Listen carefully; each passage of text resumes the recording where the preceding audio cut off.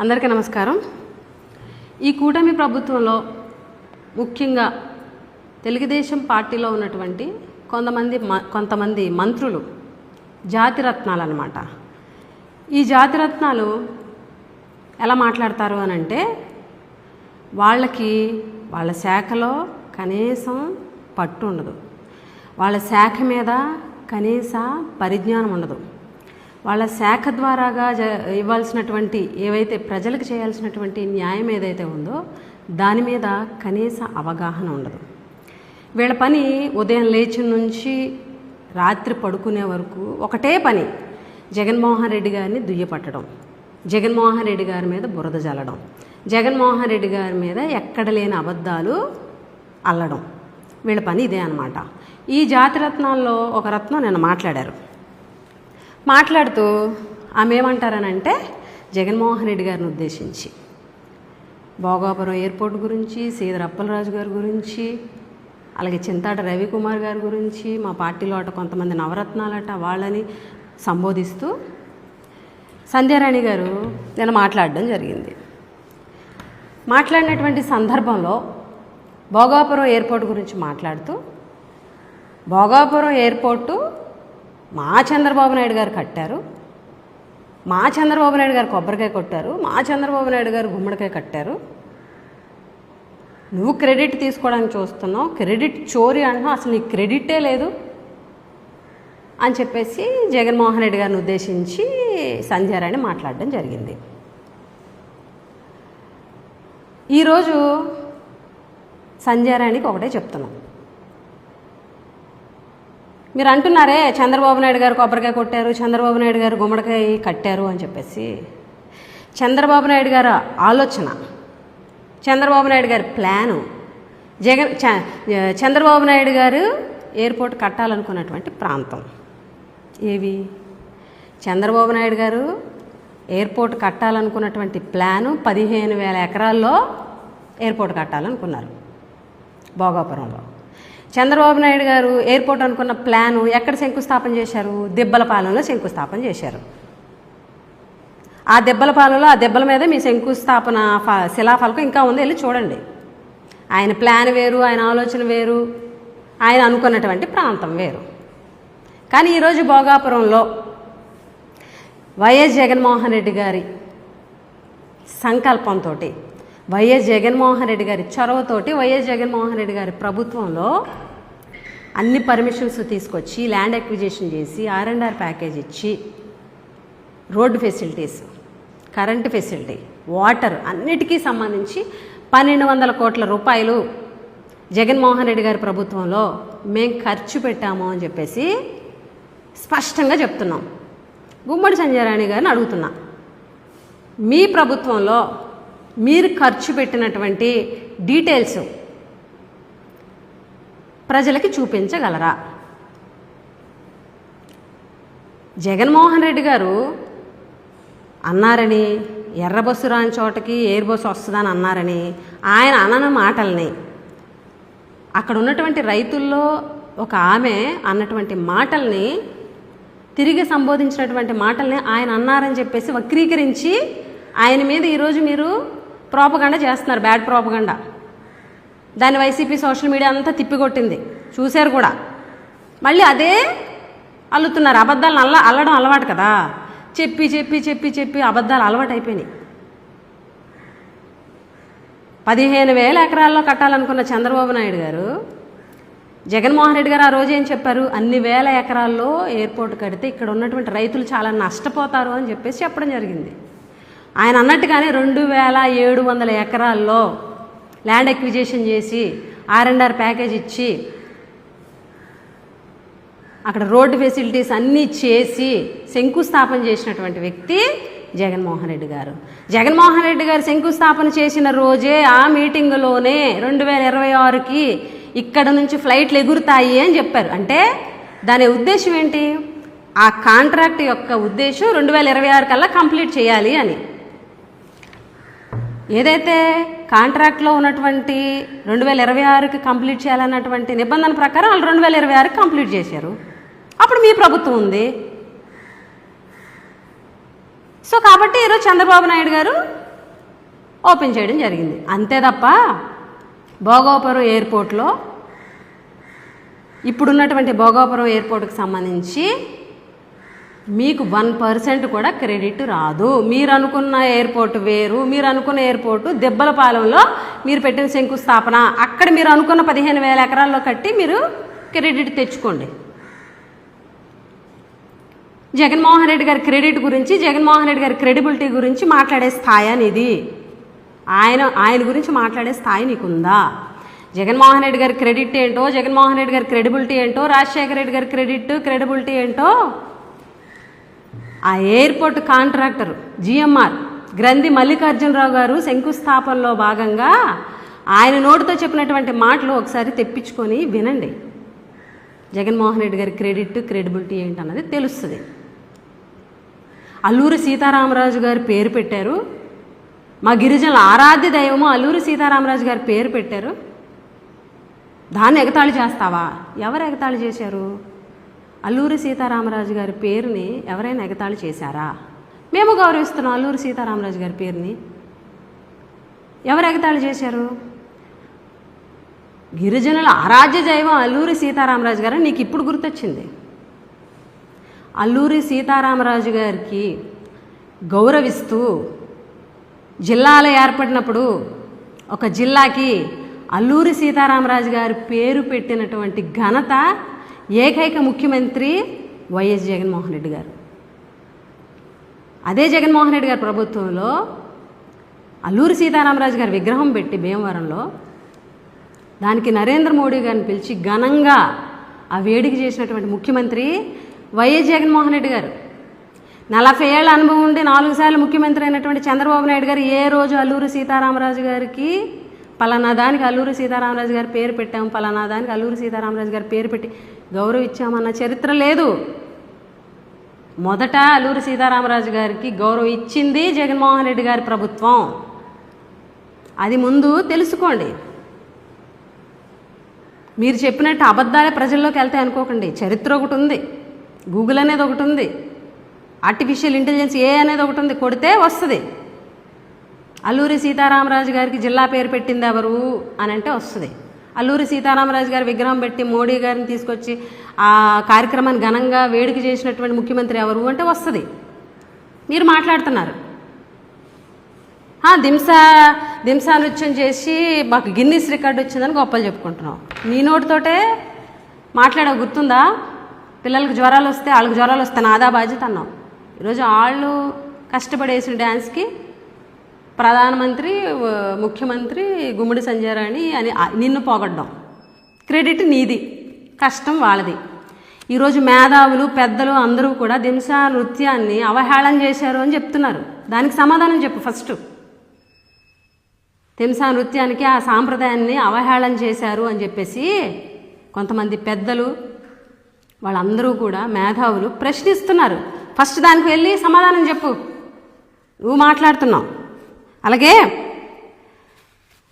సీదిరప్పలరాజు గారు జైల్లో ములాఖతుకు సంబంధించి జగన్మోహన్ రెడ్డి గారు పరామర్శకు వెళ్తే దాన్ని కూడా కించపరిచం నువ్వు మాట్లాడావు.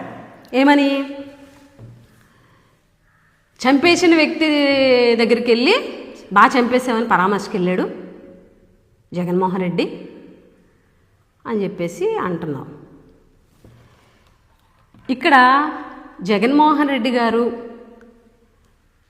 అలాగే వైఎస్ఆర్ కాంగ్రెస్ పార్టీ సీదిరప్పలరాజు గారికి ఆయన వైపు స్టాండ్ అవ్వడానికి ఏంటి ఇక్కడ కారణం?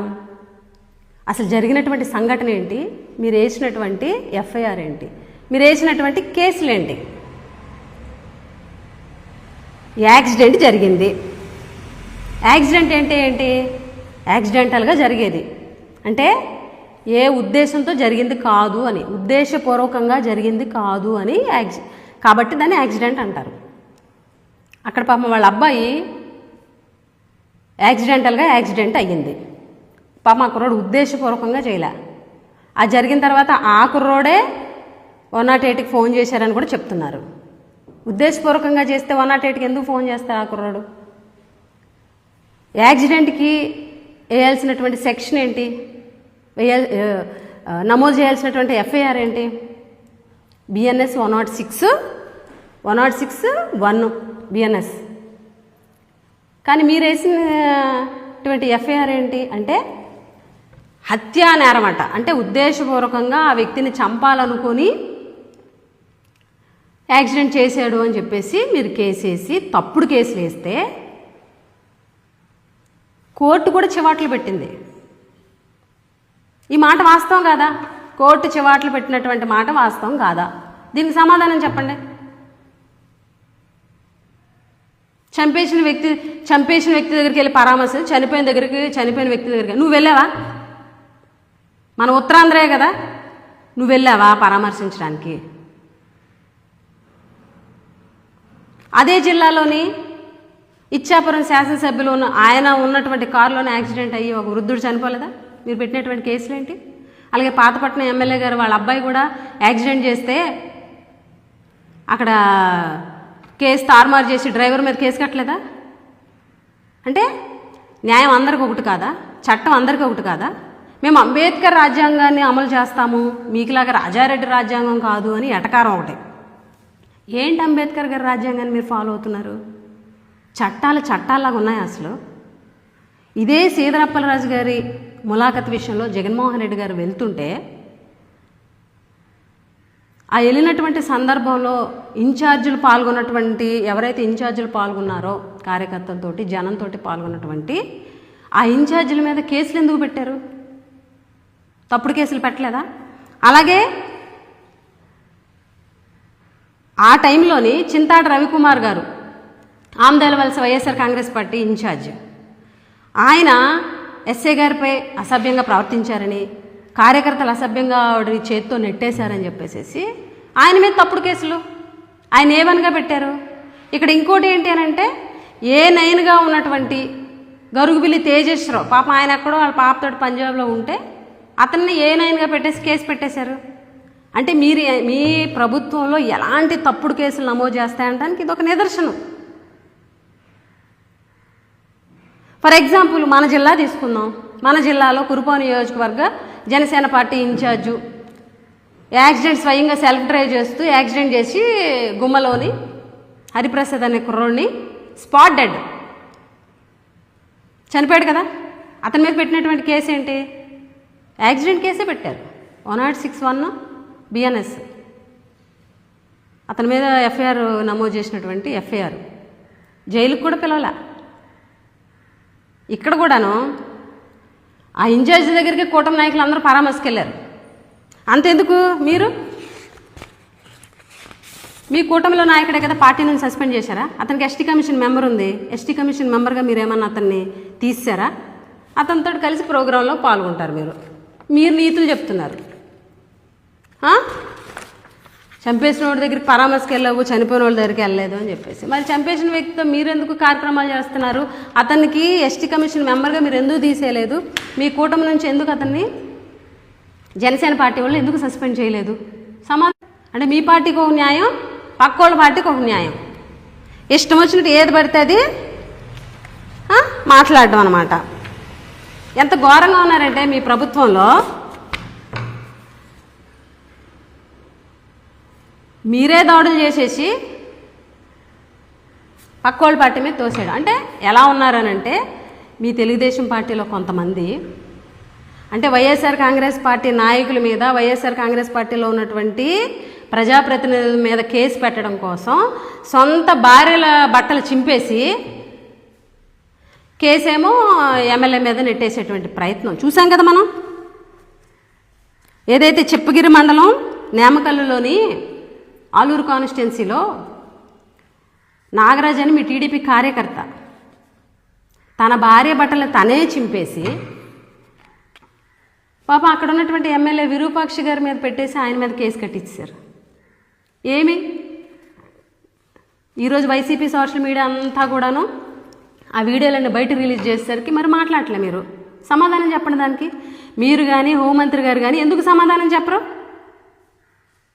ఇలాంటి విషయాల్లో మాది గొడ్డల పార్టీ, ఏదనంటే గొడ్డల పార్టీ, 2 హత్యలు, 2 కత్తులు, గొడ్డలే అని మాట్లాడుతావు నువ్వు. ఈరోజు అసలు మీ పార్టీ గురించి ఏమనుకుంటున్నారు తెలుసా? ప్రజలు ఏమనుకుంటున్నారు తెలుసా? గుడ్డలు చించే పార్టీ అయిపోయింది ఏంటి టీడీపీ అని అనుకుంటున్నారు ప్రజలు. దీనికి సమాధానం చెప్పండి. ఎంత దారుణంగా తయారయ్యారు. నువ్వు మాట్లాడుతున్నావు వచ్చి వీళ్ళే కవింపు చర్యలు చేస్తారు, వీళ్ళు నేరాలు చేయొచ్చట, కవింపు చర్యలు చేయొచ్చట, రప్ప కత్తులు పెట్టుకొని వచ్చేయచ్చట, వీళ్ళ మీద కేసులు పెట్టుకోండి. మీరు కేసులు పెట్టకుండా ఉన్నారా? అసలు ఏమి చేయని దానికే కేసులు పెట్టేస్తున్నారు. ఏమైనా చేతి తూరుకుంటారు మీరు? వీళ్ళంట ఏం అనకూడదట అని అంటుంది ఈవిడ. మహిళలపై నేరాలు జరిగినా, మహిళలపై ఘోరాలు జరిగినా, మహిళల్ని కించపరిచినా, మహిళలపై అత్యాచారం జరిగినా మా ప్రభుత్వం చూస్తూ ఊరుకోదు. 7 సముద్రాల అవతల ఉన్నా చట్టం తన పని తాను చేసుకుపోద్దని చెప్పేసి ప్రగల్భాలు పలికేస్తుంది ఈవిడ. ఈవిడ కాన్స్టిట్యున్సీలో మహిళా ఉద్యోగాలు తీసి రోడ్డును పడేసి రాక్షసానందం పొందినటువంటి నువ్వు ఈరోజు మహిళల రక్షణ, మహిళల భద్రత, మహిళలను కించపరిస్తే ఊరుకోము. మీ సొంత పిఏ ఒక మహిళ రోడ్డెక్కి నాపై అత్యాచారం చేశాడు అని చెప్పేసి ఓపెన్గా చెప్తే ఆ పిఏ మీద కనీసం విచారణ జరపలే. ఆ అమ్మాయి ఫోన్లో, వాళ్ళ పిల్లల ఫోన్లో తీసుకొని ఆ అమ్మాయిని జైల్లో పెట్టించావు. నువ్వు మహిళలకి ఎక్కడ అన్యాయం జరిగినా 7 సముద్రాలు చట్టం తన పని తాను చేసుకుపోద్దా? అసలు మీ పిఏ ఫోన్ ఎన్ని రోజులు తీసుకున్నారో మేము అందరం ప్రశ్నిస్తే తీసుకున్నారు. కనీసం విచారణ జరిపారు దాని మీద? ఆవిడ ఫోన్ లాక్కొని ఆవిడ ఫోన్లో ఉన్నటువంటి ఆధారాలన్నింటినీ కూడా మొత్తం చెరిపేశారు. మీరు మహిళలకు న్యాయం చేసేస్తారు, 7 సముద్రాల అవతల ఉన్నా వదిలిపెట్టమంట. నీతులు చెప్పడానికే పనికొస్తాయి, పాటించడానికి పనికిరావన్నమాట మీకు. జగన్మోహన్ రెడ్డి గారిని ఉద్దేశించి, జగన్మోహన్ రెడ్డి గారి ఫ్యామిలీ, జగన్మోహన్ రెడ్డి గారి ఇంట్లో అంశాల గురించి ఇంక ఇదే పని. నీ డిపార్ట్మెంట్లో పట్టలేదు, నీ డిపార్ట్మెంట్లో కనీస అవగాహన లేదు, నీ డిపార్ట్మెంట్లో ఎవరైనా పాపం సహాయం కోసమో, లేకపోతే వాళ్ళకి ఏదన్నా ఒక డెప్యుటేషన్ కోసమో, లేకపోతే వాళ్ళకి ఏదన్నా ఆ డిపార్ట్మెంట్లో జరుగుతున్నటువంటి ఇబ్బందుల కోసం చెప్పుకోవడానికి వస్తే వాళ్ళని కుక్కలు గసినట్టు గసురుతావు, ఇష్టం వచ్చినట్టు తిడతావు. పాప 1500 మంది ఉద్యోగస్తులు ప్రశ్నిస్తుండే, ఆపండి, రికార్డులు చేయొద్దు, వీడియోలు తీయొద్దు అని గసిరేస్తావు. నోటికి ఏదొస్తే అది మాట్లాడతావు. కనీసం ఇచ్చిన హామీల మీద శ్రద్ధ లేదు, డిపార్ట్మెంట్ మీద శ్రద్ధ లేదు, గిరిజనుల మీద శ్రద్ధ లేదు, ఏమీ లేదు. కానీ జగన్మోహన్ రెడ్డి గారిని తిట్టడానికి, జగన్మోహన్ రెడ్డి గారి మీద విషప్రచారం చేయడానికి వస్తావు. నువ్వు మాట్లాడిన మాటల్లో ఎక్కడైనా సబ్జెక్ట్ ఉంటుందా? ఏ రోజైనా సరే మేము సబ్జెక్ట్ తప్ప ఏమీ మాట్లాడాం, నువ్వు సబ్జెక్ట్ తప్ప అన్నీ మాట్లాడతావు. క్రెడిట్ లేని జగన్మోహన్ రెడ్డి క్రెడిట్ చోరీ అట. ఈరోజు బాగా ఈ జిల్లాలో, ఉమ్మడి విజయనగరం జిల్లాలో ఆనాడు రాజశేఖర రెడ్డి గారు నిర్మించినటువంటి తోటపల్లి రిజర్వాయర్ తీసుకుందాం. మీరు అన్నారు ఇందాక డైలాగు, కొబ్బరికాయ కొట్టింది, గుమ్మడికాయ కట్టింది చంద్రబాబు నాయుడు గారే. తోటపల్లి ప్రాజెక్టు శంకుస్థాపన ఆయనే చేశారు, ఓపెనింగ్ కూడా ఆయన చేశారు. కానీ మొత్తం ప్రాజెక్ట్ అంతా కట్టింది వైఎస్ రాజశేఖర రెడ్డి గారు. ఈ జిల్లాలో ప్రతి ఒక్కరికి తెలుసు, తోటపల్లి గురించి తెలిసిన ప్రతి రైతుకి తెలుసు అది రాజశేఖర రెడ్డి గారు నిర్మించారని. Same as it is Bhogapuram airport కూడా అంతే. మీరు శంకుస్థాపన చేశారు, గుమ్మడికాయ కట్టారు, కట్టింది మొత్తం జగన్మోహన్ రెడ్డి గారే. మీరు ఎప్పుడు క్రెడిట్ చోరీ తప్ప మీరు సొంతంగా ప్రజల కోసం, రైతుల కోసం, ఈ సమాజంలో ఉన్నటువంటి వ్యక్తుల కోసం ఆలోచించేటువంటి పార్టీ మీద కాదు, ప్రభుత్వం కాదు. ఇప్పటికైనా నోరు అదుపులో పెట్టుకొని మాట్లాడితే మంచిది. గౌరవం ఇస్తే గౌరవం పొందుతారు. మీరు ఎలా మాట్లాడారో మీకు అలాగే సమాధానం వస్తుందని ఈ సందర్భంగా తెలియజేస్తూ సెలవు తీసుకుంటారు.